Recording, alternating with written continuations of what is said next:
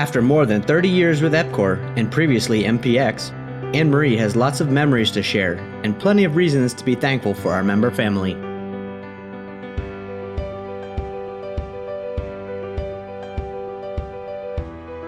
Actually, when I started with EPCOR, well, it was actually MPX, back in 1988, I was hired as the Director of Communications, and my primary responsibility was to increase consumer and corporate awareness of ACH payments.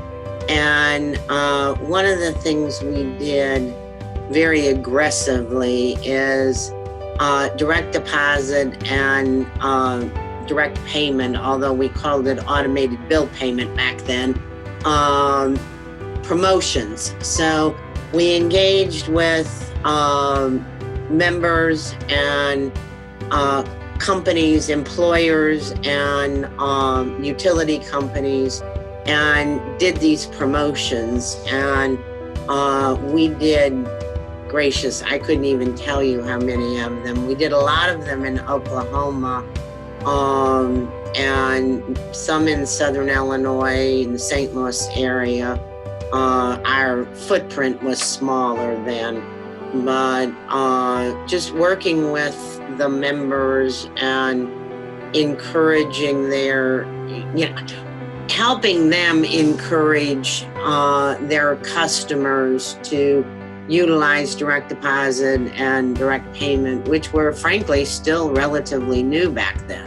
So now it's just sort of old hat, but back then it really was an effort to get people to participate in direct deposit and direct payment.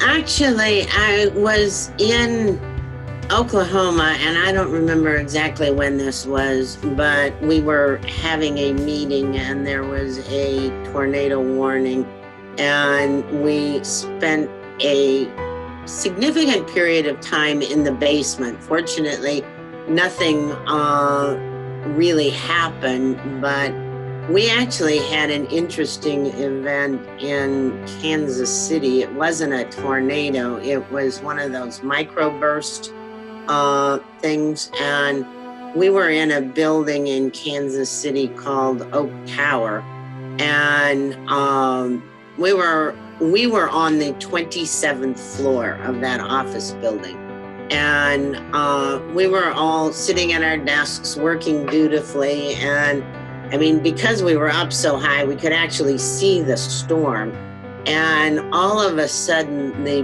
building started swaying. And I got on the intercom. Those were in the days when we still had intercoms on our phone systems. I got on the intercom and told everybody to go meet in the hallway where the elevators were, because there were no windows there, and I thought it was the safest place for everybody to be. So we sat on the floor for what seemed like an eternity, and finally things calmed down. When we left the building, all of the windows and the revolving door on the first floor, the glass had blown out. So we didn't have any windows blown out on the 27th floor, but it did a significant amount of damage. So, but that was scary.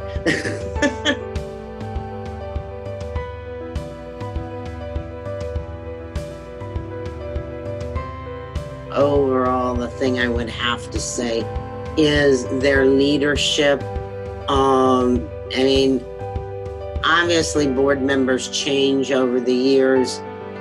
We've had lots and lots of board members, but there's always been a strong desire on the part of the board to do what's in the best interest of the association and the members. And I mean, It's sometimes difficult to get smaller financial institutions to nominate individuals for the board because they just have less bandwidth, less time.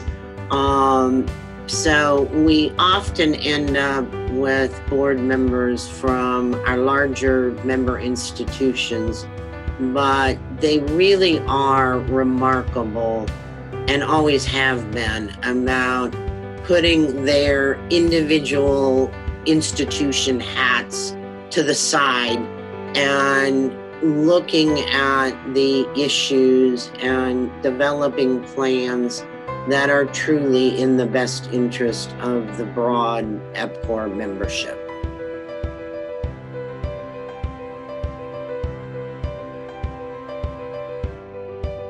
One of the most remarkable things was when the Joplin tornado happened in 2011. That was an EF5 tornado that essentially obliterated Joplin, Missouri. Several of our members lost their facilities, and a lot of the employees of our members lost their homes. And the broader EPCOR membership started reaching out to us, and we got numerous phone calls about, what they could do to help. And after some contemplation, we actually established what we call the Joplin Relief Fund and gave members the opportunity to make donations.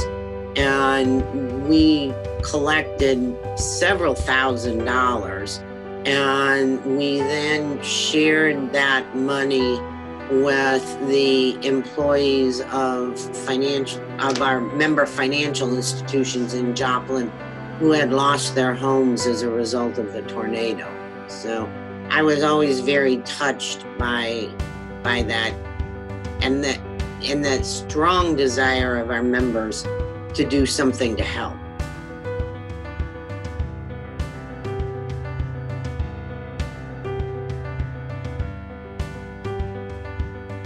They're passionate about payments. One of the things I have always been impressed with about our members is their strong desire to do it right when it comes to payments.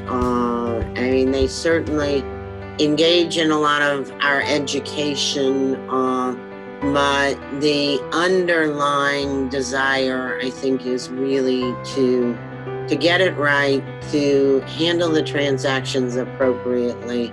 And I can honestly say our members have a passion for payments.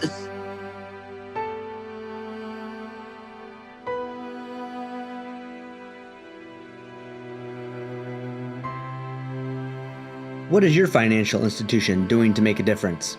Let us know so we can shout it out.